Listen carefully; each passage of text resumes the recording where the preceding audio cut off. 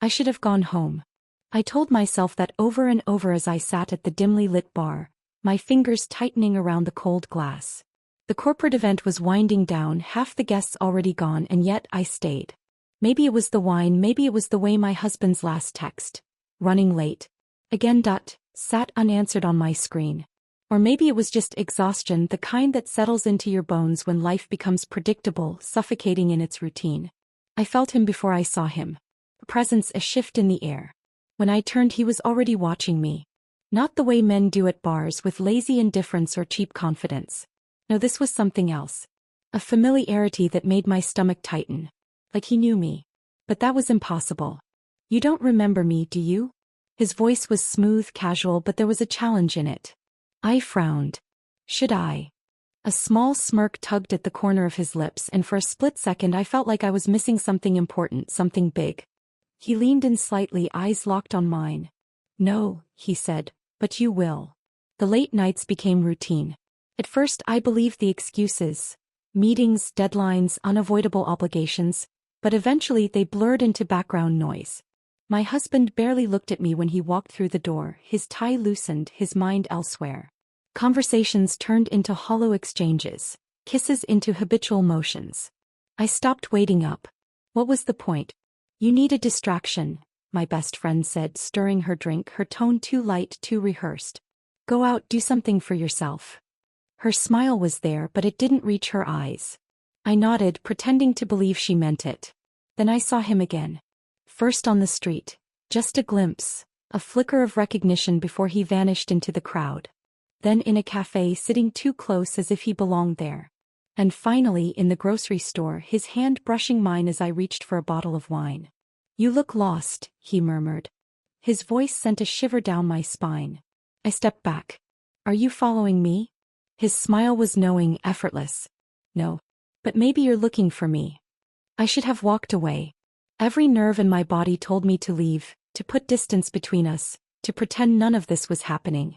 But I didn't. Instead I stood there, my pulse hammering, his presence unsettling in a way I couldn't explain.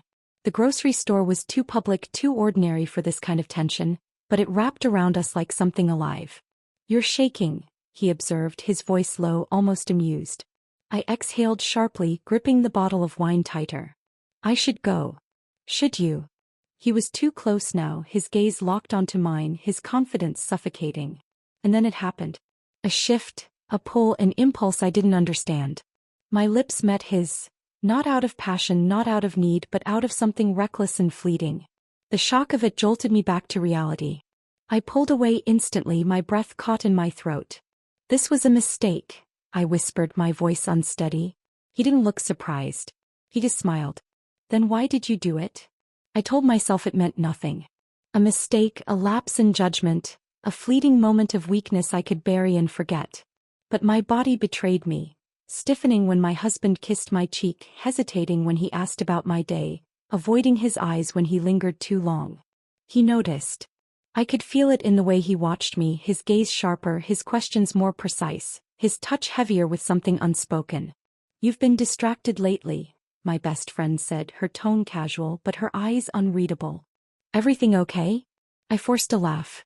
Of course. Just work stress. She didn't look convinced. You'd tell me if something was wrong, right? Before I could answer, I saw him again. He was across the street, leaning against a railing like he had all the time in the world. When our eyes met, he lifted his phone, just enough for me to see my own reflection in the screen. A reminder. A warning. Later that night, my husband asked, "Are you sure there's nothing you want to tell me?" I smiled, ignoring the weight in my chest. Nothing at all. I needed to fix this.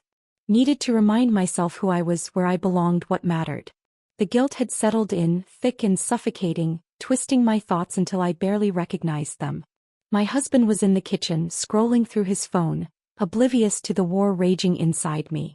I walked up behind him, slipping my arms around his waist, pressing my cheek against his back. It had been so long since I initiated anything, and I felt his body tense in surprise. He turned to face me, eyes searching mine. Everything okay? I didn't answer. I kissed him instead. Desperately, forcefully, like I could erase my mistakes if I just held on tight enough. He responded at first, but something felt wrong. His hands on my waist were hesitant, his breath uneven like he was waiting for something to make sense. Then, as if a switch flipped, I felt it, distance, a hesitation that hadn't been there before. I pulled back, forcing a smile, pretending not to notice the way he studied me. He exhaled slowly. You seem different. I swallowed hard, ignoring the cold dread creeping up my spine. I'm just tired. I needed to end this. Whatever this was. The guilt was eating me alive, and every glance in the mirror felt like a silent accusation.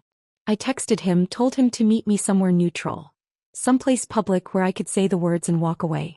When he arrived, he looked too relaxed, too sure of himself, like he already knew how this conversation would go. This was a mistake, I said, forcing the words out before I lost my nerve.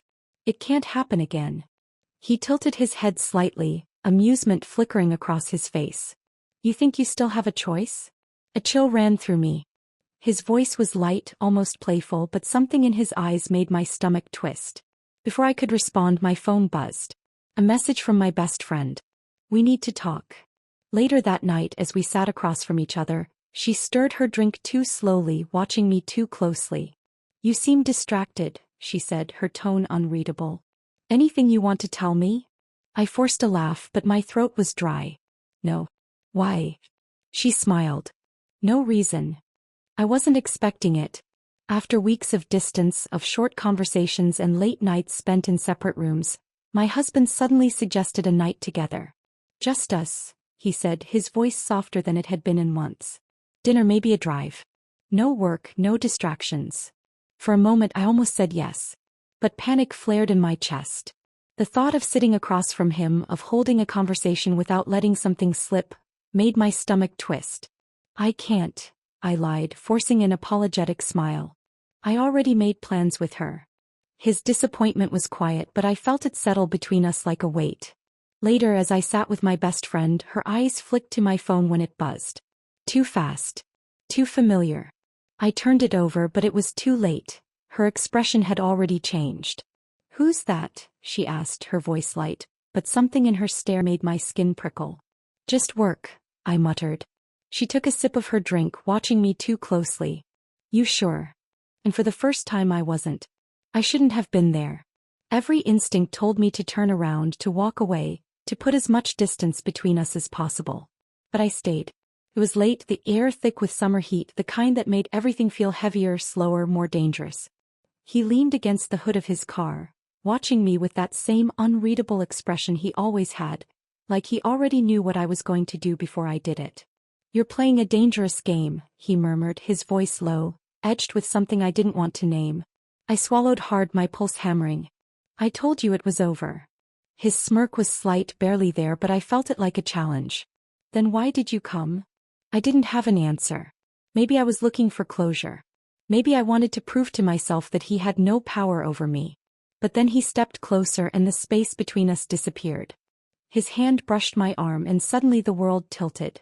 Before I could stop myself, I closed the distance, my lips meeting his in a way that felt inevitable. And then footsteps. A sharp intake of breath. I spun around, my stomach dropping as I locked eyes with the last person I wanted to see. The silence was the worst part. My husband stood there, his expression unreadable, his eyes locked onto mine with an emptiness that made my stomach twist. He didn't speak, didn't shout, didn't demand an explanation. He just looked. And somehow that was worse than any accusation. Beside him, my best friend crossed her arms, her face carefully neutral. But I saw it now. The way she avoided my gaze, the way she shifted ever so slightly toward him, like this moment had been inevitable. My chest tightened as realization settled in. She had known. Maybe not from the start, but long enough. Long enough to watch me destroy myself without stopping me. Behind me he exhaled, amused, unaffected. Well, he said, his voice too casual, too at ease. This is awkward. I turned, my pulse hammering, but he only smirked as if none of this mattered, as if he had already won. My husband blinked, his jaw tightening. Then without a word he turned and walked away. I wanted to call out to him. I didn't. Because deep down I knew he would never look back. He didn't take his things. He didn't slam the door. He just left. No yelling, no demands, no last words to wound me. The absence of his voice cut deeper than anything he could have said. I stood there, frozen, listening to the distant sound of his car starting, then fading into nothing. I turned to her, searching for something, remorse, regret, even sympathy. But she only watched me, calm, detached, like this was the ending she had been waiting for. "Now you know how I felt," she said simply. No anger, no satisfaction, just a quiet truth that settled like a stone in my chest. I opened my mouth to speak, to deny, to justify, but no words came. Because what could I say? That I hadn't meant for it to happen? That I hadn't wanted to lose everything? That would be a lie, and we both knew it. I was alone now. No husband, no friend, no certainty in what I had even been chasing. And the worst part? I still didn't know if I regretted it,